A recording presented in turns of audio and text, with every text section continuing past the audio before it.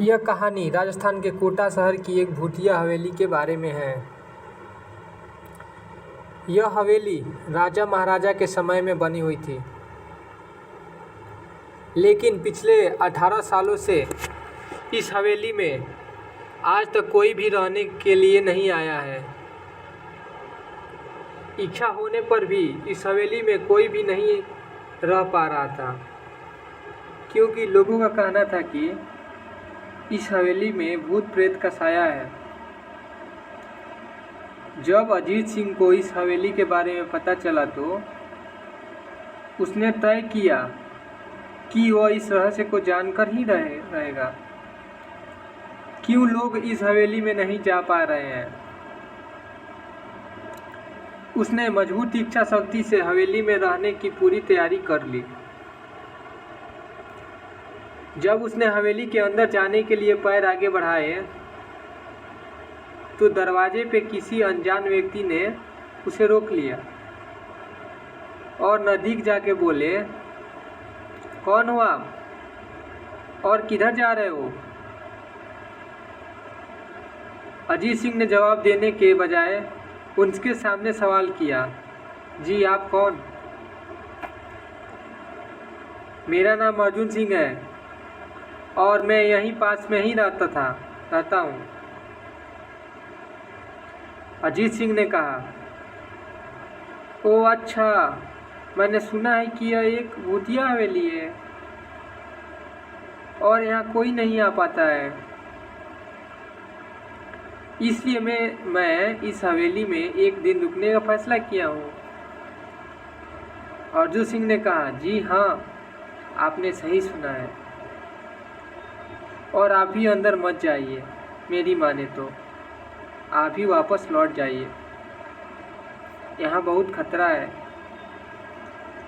यह सुनकर अजीत सिंह खुश हो गया, जैसे उन्हें कोई लॉटरी लग गई हो। अर्जुन ने उसकी खुशी को देखकर बोला, आप खुश क्यों हो रहे हो? आपको तो भूत का नाम सुनकर डर लगना चाहिए। शायद आपको पता नहीं होगा कि मैं भूत प्रेत में काफ़ी दिलचस्पी रखता हूँ। अगर इस हवेली में भूत है तो मैं अंदर ज़रूर जाऊँगा और सारी सच्चाई का पता भी लगाऊँगा। इतना कहकर अजीत सिंह उस हवेली में चले गए। अंदर जाकर अजीत ने अपनी बैग को साइड में रख दिया और हवेली के चारों ओर देखने लगा। सारे रूम भी चेक कर लिए। बाद में ड्राइंग रूम में आके सोफे पर बैठ गया। उसने वहाँ बैठकर दारू के 4 पैक पी लिए। वहीं अचानक उस रूम में लाइट का एक बल्ब चालू बंद होने लगी, लेकिन अजीत ने उस पर ध्यान नहीं दिया। थोड़ी देर बाद दूसरा बल्ब चालू बंद होने लगा। फिर तो हवेली भी सारे लाइट चालू बंद होने लगी।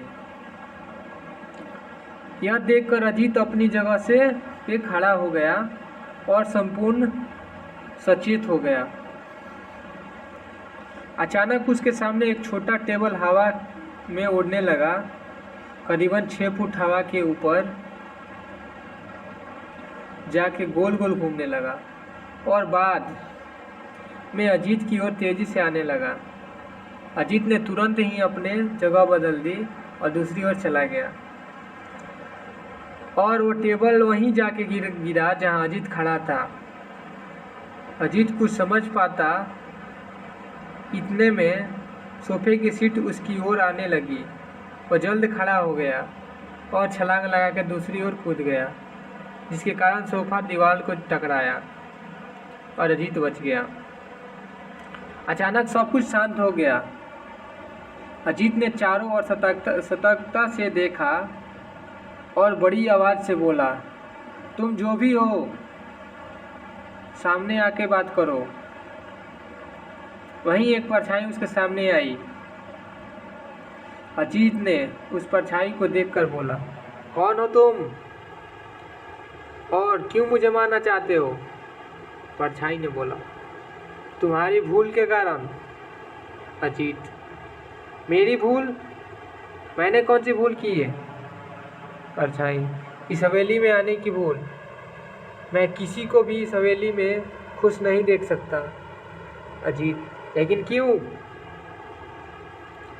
वो परछाई ने जवाब दिया, आज से 18 साल पहले इस हवेली के मालिक ने मुझे यहीं पे ही मार डाला था। मेरी कोई भी गलती नहीं थी।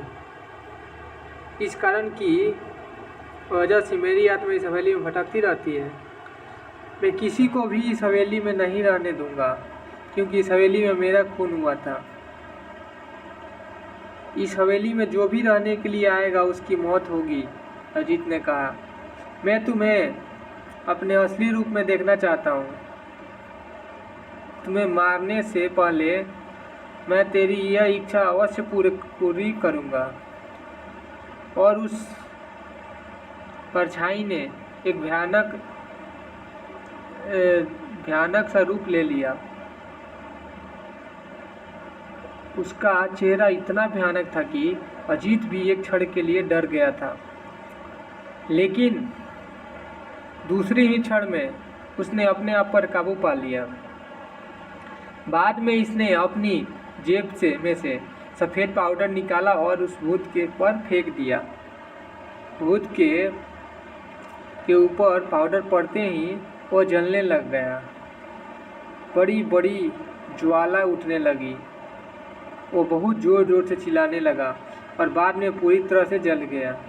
उसके बाद अजीत ने चैन से सांस लिया और वहीं पर सो गया।